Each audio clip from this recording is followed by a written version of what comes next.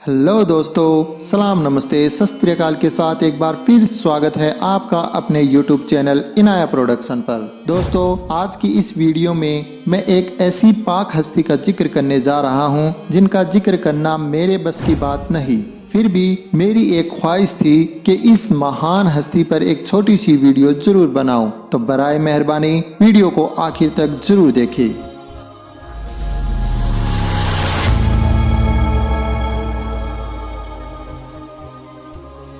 वह पाक हस्ती जिन्हें दुनिया ख्वाजा मोइनुद्दीन चिश्ती, ख्वाजा गरीब नवाज, संजरी, अजमेर शरीफ आदि लक़ब से पुकारती है। उनके बारे में जानने से पहले आपको अजमेर दरगाह के बारे में जानना बेहद ज़रूरी है। तो आइए दोस्तों, थोड़ी सी जानकारी पहले अजमेर में स्थित ख्वाजा साहब की दरगाह के बारे में जान लेते हैं।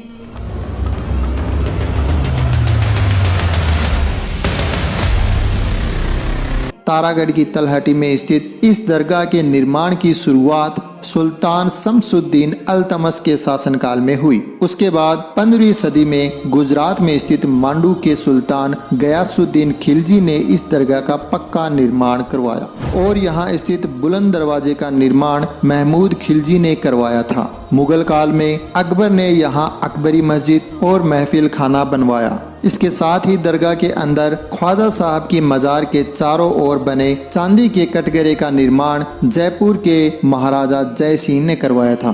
इन सब के अलावा दरगाह में रखी 2 देग भी काफी मशहूर है, जिनमें बड़ी देग बादशाह अकबर ने तब पेश की थी जब वो 1567 ईस्वी में चित्तौड़ जीतकर अजमेर आए थे। इस देग में 80 मन लंगर एक साथ पकता है। इसके अलावा छोटी देग बादशाह जहांगीर ने पेश की थी।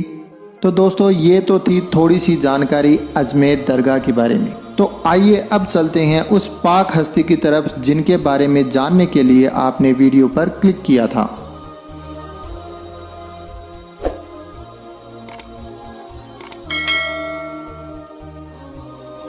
दोस्तों, ख्वाजा साहब का पूरा नाम ख्वाजा मोइनुद्दीन हसन चिश्ती था।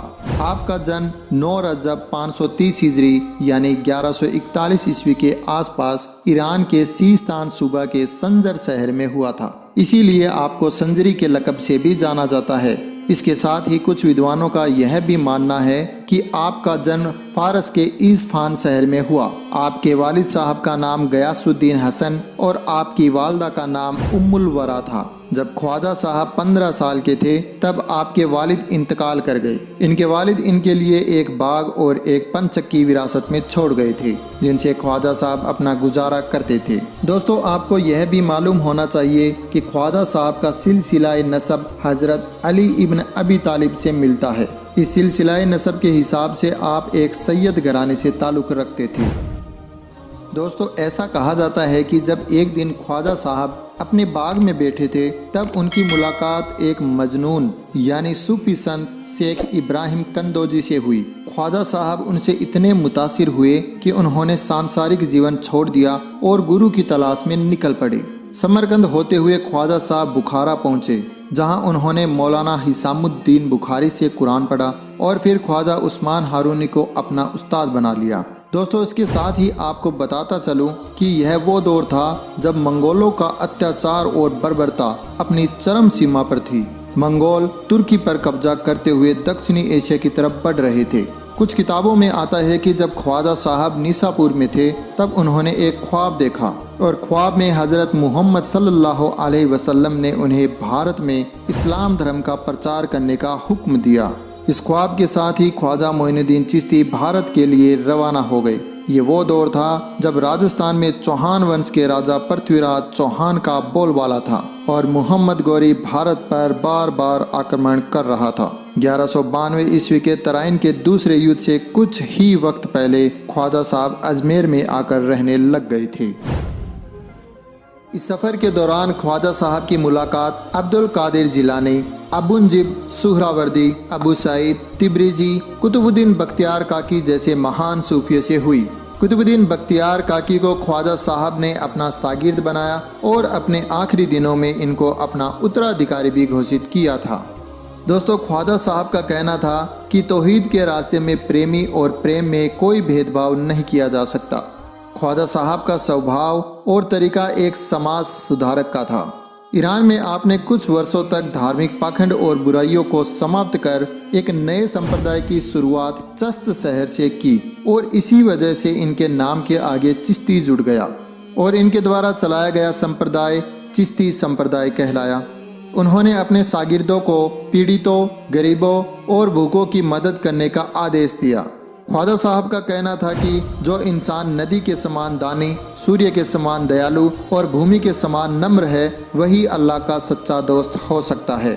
दोस्तों, ख्वाजा साहब के बेटे का नाम शेख फखरुद्दीन था, जिनकी दरगाह अजमेर के सरवाड़ में मौजूद है, और आपकी बेटी का नाम बीबी हाफिज जमाल था, जिनकी मज़ार ख्वाजा साहब की मज़ार के पास ही मौजूद है। दोस्तों, ख्वाजा साहब ने गुंजुल असरार, अनीसुल अरवाहा और दीवाने मोइन नाम से किताबें लिखी और अपने उपदेश ब्रज भाषा में दिए थे। राजस्थान में सूफी सिलसिले और कव्वाली परंपरा की शुरुआत ख्वाजा साहब ने ही की थी। कुतुबुद्दीन बख्तियार काकी, बाबा फरीद, निजामुद्दीन औलिया, अमीर खुसरो, बंदे नवाज, हमीदुद्दीन नागौरी जैसे महान शख्सियत ख्वाजा मोइनुद्दीन चिश्ती के शागिर्द रहे थे। दोस्तों, ख्वाजा साहब की वफ़ात से जुड़ा किस्सा बेहद रोचक है। ऐसा माना जाता है कि ख्वाजा साहब को अपनी वफ़ात के बारे में एक दिन पहले ही इल्म हो गया था। उन्होंने एक पत्र लिखकर हजरत बख्तियार काकी को बुलवाया और उन्हें अपनी कुरान पाक, अपनी चप्पल, अपना गलीचा दिया और अपना उत्तराधिकारी घोषित कर दिया। फिर आप अपने कमरे में चले गए और सारी रात कुरान पढ़ते रहे। सुबह के वक्त जब आवाज़ आना बंद हो गई और काफ़ी देर तक कोई आवाज़ न आई तो आपके कमरे का दरवाज़ा तोड़ा गया और पाया कि दुनिया की एक महान हस्ती इस दुनियावी ज़िंदगी को अलविदा कह चुकी थी। आपकी वफ़ात 6 रजब 633 हिजरी यानी 15 मार्च 1236 ईस्वी में हुई। आपके जनाजे की नमाज आपके बेटे शेख फखरुद्दीन ने पढ़ाई। आज भी हर साल 1 से 6 रजब को अजमेर में ख्वाजा साहब का उर्स बढ़ता है, जो पूरे भारत में सांप्रदायिक सद्भावना का सबसे अनूठा उर्स है। अच्छा तो दोस्तों, आज के लिए बस इतना ही। फिर मिलते हैं एक नई वीडियो के साथ। आपको यह वीडियो कैसी लगी कमेंट बॉक्स में ज़रूर बताएं और हो सके तो वीडियो को अपने दोस्तों को शेयर ज़रूर कर दें।